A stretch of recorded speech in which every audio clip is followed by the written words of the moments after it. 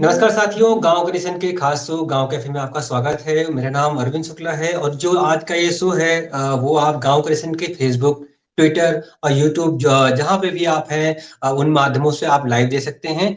आज के जो हमारे मेहमान हैं वो बेहद खास हैं। देवेंद्र शर्मा सर का नाम आप लोगों ने सुना ही होगा, देखा होगा उनको अक्सर टीवी की डिबेट्स में और अखबारों में उनके अपने कॉलम पढ़े होंगे। सर को हमने आज खास रिक्वेस्ट कर बुलाया है क्योंकि इस समय बहुत मुद्दा जो है किसानों का गर्म है। तो सर, स्वागत है आपका गांव कैफे में।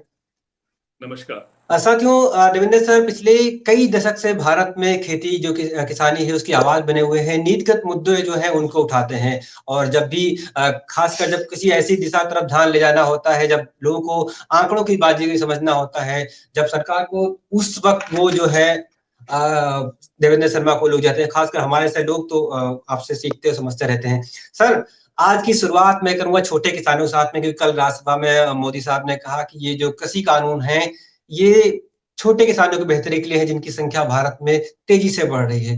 कैसे देखते हैं सर इसको? देखिए, कोई भी कानून हो, स्पेशली भारत जैसे देश में, वो छोटे किसानों के लिए ही होना चाहिए। उसका कारण ये है कि हम सब जानते हैं कि ऑफिशियली स्टैटिस्टिकली 86% यानी 86% किसान जो हैं वो छोटे किसान हैं, जिनकी 5 एकड़ से कम ज़मीन है। लेकिन जब हम 5 एकड़ की ज़मीन की बात करते हैं तो इसका मतलब ये नहीं कि सबकी ज़मीन जो है वो 5 एकड़ ही है। तकरीबन उसी में से अगर हम देखें तो 68% यानी 68% जो किसान हैं उनके पास मात्र 2 एकड़ ज़मीन है। और ऐसे समय में जबकि लार्जर पॉपुलेशन हमारी खेती में है, तो मैं इस बात से बिल्कुल सहमत हूँ कि हमारे देश में कोई भी रिफ़ॉर्म हो या चेंज की हम बात करें तो वो छोटे किसान को लेकर ही उस पे फ़ोकस होना चाहिए। तो ये तो बिल्कुल बात ठीक कही है प्रधानमंत्री जी ने राज्यसभा में कल कि हमारा जो फ़ोकस है वो छोटे किसानों के ऊपर है और होना भी चाहिए था, जैसा मैंने कहा है। लेकिन सर, जो प्रावधान है, जिस तरह से बात चल रही, जो ऑब्जेक्टिव जोड़े गए हैं, क्या वो उन किसानों को सही दिशा में उनको लाभ पहुंचाते हैं? क्योंकि ये भी बड़ा सवाल है। ये महत्वपूर्ण सवाल जो आपने पूछा है, वो मुझे लगता है कि उसको जानने के लिए हमें कुछ एक चीज़ों को समझना बहुत ज़रूरी होगा।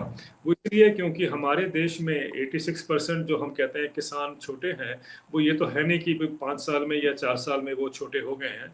वो ओवर द पीरियड अगर हम देखें कई दशकों से आस्ते-आस्ते हमारे छोटे किसानों का जो दायरा है या नंबर है, वो बढ़ता गया। एक तो लैंड फ्रैगमेंटेशन जो है हम सब जानते ही हैं, वो उसका मुख्यतः कारण था। अब वो जब उसमें जब बढ़ता गया है इस तादाद में और आज हम देख रहे हैं कि इतना बड़ा नंबर हमारे पास, जैसा कि शायद मैं गलत नहीं होऊँगा तो 12.5 करोड़ किसानों की बात की गई है, जो जी, छोटे उन्होंने खुद कहा। जो उन्होंने खुद कहा है। तो इसका मतलब साफ है कि उस पे फ़ोकस होना चाहिए। अब ये जो जो हमारे पास जो इकोनॉमिक डिज़ाइन या जो इकोनॉमिक रिफ़ॉर्म को जिसको हम कह रहे हैं, वो एग्रीकल्चर के माध्यम से जो हम लेके आए हैं, सरकार लेकर आई है, क्या वो उस चीज़ को एड्रेस करती है कि नहीं? ये जानने के लिए मुझे लगता है कि पहले तो मैं अक्रॉस द वर्ल्ड देखना चाहूँगा या दुनिया का मॉडल जो है वो देखना चाहूँगा। मैं इसलिए ये कह रहा हूँ क्योंकि ये बहुत इम्पोर्टेंट है कि अगर यही डिज़ाइन जो हम लेके आए हैं हिंदुस्तान में, कॉर्पोरेट्स को एग्रीकल्चर में लाकर हम कह रहे हैं कि वो छोटे किसानों को एग्रीगेट करेंगे और साथ में उनको पावर देंगे या उनकी कैपेसिटी बढ़ाएंगे उसको नेगोशिएट करने के लिए प्राइसेस की। ये क्या कारण है कि ये दुनिया में ये सफल नहीं हो पाए? ये जानना हमें बहुत ज़रूरी है और जो भारत के छोटे किसान हैं, उनको भी बहुत समझना ज़रूरी है। उसका देखिए जी। एक स्पष्ट जो एग्ज़ाम्पल है मेरे सामने उदाहरण है वो अमेरिका और यूरोप का है। अमेरिका में बहुत से कम लोग जानते हैं कि जब हमारे देश में जो आज प्रोटेस्ट चल रहे हैं, जो मूवमेंट एक बड़ी बन गई है, वैसे ही एक प्रयास हुआ था 1979 में।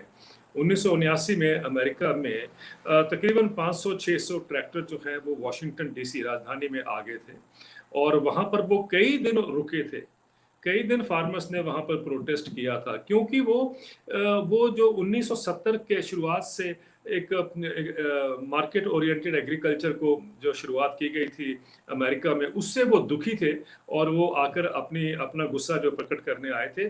और शुरू में तो वॉशिंगटन के जो लोगों ने, वॉशिंगटन शहर के लोगों ने बड़ा ऑब्जेक्शन किया कि ये लोग कहाँ से आ गए, ये किसान जो हैं हमारे शहर में क्यों इस तरह से उन्होंने एक तरह का एंट्री की है या अलाउ कर दिया है सरकार में। तो उन्होंने उस पे बड़ी आपत्ति बहुत थी, जैसा कि हमारे शहरों में भी होता है, ये आप जानते हैं। और जी। उसके बाद क्या हुआ कि अचानक ही एक बार उसी पीरियड में बहुत जबरदस्त बर्फ पड़ी। ये फरवरी महीने की बात है और बर्फ पड़ने से वहाँ की लाइफ जो है वो स्टैंड स्टिल पे आ गई, सड़कें ब्लॉक हो गई, कारें दब गई उसमें बर्फ में ही, ये सब हुआ। और तब ट्रैक्टर्स का उपयोग करके किसानों ने वो रास्ते खोले और कारों को निकाला और खदेड़ा या जो भी कहिए आप, और अल्टीमेटली लोगों को बहुत राहत मिली। तब लोगों को समझ आया कि किसान किसी दूसरे देश का हिस्सा नहीं है, वो हमारे ही सोसाइटी में से आते हैं और हमको सबको समझना चाहिए कि उनको दुख क्यों है, क्या कारण है।